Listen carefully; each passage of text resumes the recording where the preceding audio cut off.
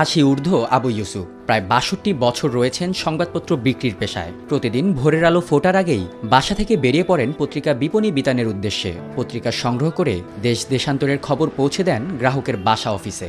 আপনার ১.৫ দিনের পরও জমজমাট বেশি হয়েছে।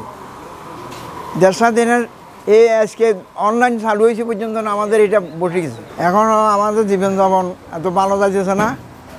সারা বাংলাদেশে এখন পত্রিকার ব্যবসা চলে তো ছোঁয়া না, দশানি বন্ধ হয়ে গেছে। আবু ইউসুফের মতো আরও অনেক হকার এভাবেই পত্রিকা পৌঁছে দেন পাঠকের দ্বারে দ্বারে। তাদের একমাত্র আয় পত্রিকা বিক্রি থেকে উপার্জিত অর্থ।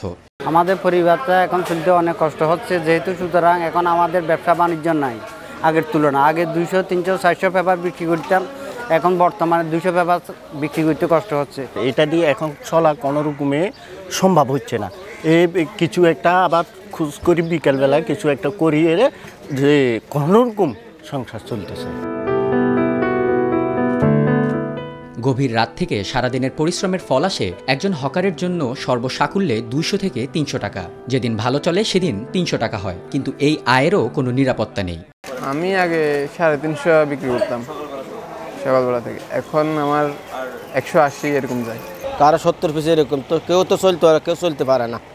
তো এই হিসাবে আবার যারা চলে গেছে, আমরা বয়স্করা রয়ে গেছি, এই ২০০-৫ জন থেকে আমি আরও উল্টা যেগুলো আর ২০ খান ২৫ খান করে রাখি আমাদেরকে দিয়ে গেছে। এই হিসাবে আমি এখন বর্তমানে ২৫০-র মতন বিক্রি করি।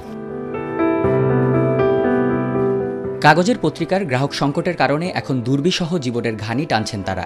এমনকি সামান্য এই আয়ের নিমিত্তে বিপন্ন কারো কারো পুরো জীবনটাই। দিন যায়, বছর যায়, কিন্তু তাদের দুঃখ রয়ে যায়। বিভিন্ন উৎসব পার্বণে পত্রিকার মালিক বা সরকারের পক্ষ থেকে তাদের জন্য থাকে না কোনো বরাদ্দ। আমার আয়ের ব্যয়ের কোনো হিসাব আমরা মিলে পাচ্ছি না। একটা ফ্যামিলি নিয়ে শহরের বাড়িতে চলতে গেলে যে হিসাবটা আমরা মাস শেষে হিসাব করতে গেলে দেখা যায় আমরা দেনা করতে হচ্ছে।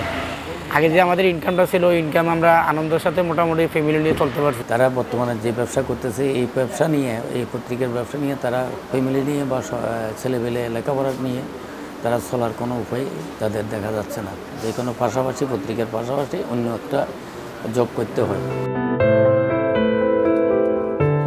হকাররা বলছেন পাঠক চায়ের কাপে চুমুক দিতে দিতে আনন্দ বেদনায় কাতর হন। তবে কখনো কেউ খোঁজ রাখে না এই খবর পৌঁছে দেয়া হকারদের জীবনের গড়পড়তার খবর। তারা সবসময় রয়ে যান খবরের অন্তরালে। পেশা অনেক বদল হয়ে গেছে। এখানে আপনি দেখেন পত্রিকা জগৎ ছাড়ি ইউরোপে বা মিডিল ইস্টে অনেক লোক চলে গেছে আমাদের এই জগৎ ছাড়ি। এখন তো কয়েকজন মানুষ রয়ে গেছে। ২-৪ বছরের মধ্যে আরও আমার মনে হচ্ছে এখানে ১/৩ লোক চলে যাবে। হকার ইউনিয়ন সমিতি বলছে অনেক জায়গায় স্টল উচ্ছেদের ফলে হকাররা ক্ষতিগ্রস্ত হয়েছে, পত্রিকা বিক্রি কমে গেছে। পেশা পরিবর্তন করছেন হকাররা, এতে দৈনিক পত্রিকাগুলোরও ক্ষতি হচ্ছে। একটা হকার মারা গেলে তৎক্ষণিক সমিতি ২০,০০০ টাকা তার পরিবারে দেয় দাফন কাপড়ের জন্য। ওর দাফন কাপড়ের জন্য ২০,০০০ টাকা দেয়। আবার ইউনিয়ন আছে, ইউনিয়নে দেয় ১৫,০০০ টাকা। সংকট তো পায় হকারের। আর বাইরে তো কোনো পত্রিকা তো পাওয়া যায় না, কোনো আর কারো তো পাওয়া যায় না। এখন সংসার চালাতে অনেক কষ্ট খাচ্ছে, মানে এত হিমশিম খাচ্ছে। মানে বাংলাদেশের ভিতরে একটা ডিপার্টমেন্ট পত্রিকা ডিপার্টমেন্টটা, এই ডিপার্টমেন্টের সবচেয়ে কষ্ট করে হলো পত্রিকার হকার। হকাররা বলছেন এখনও সুদিনের আশায় এই পেশা আঁকড়ে ধরে আছেন তারা।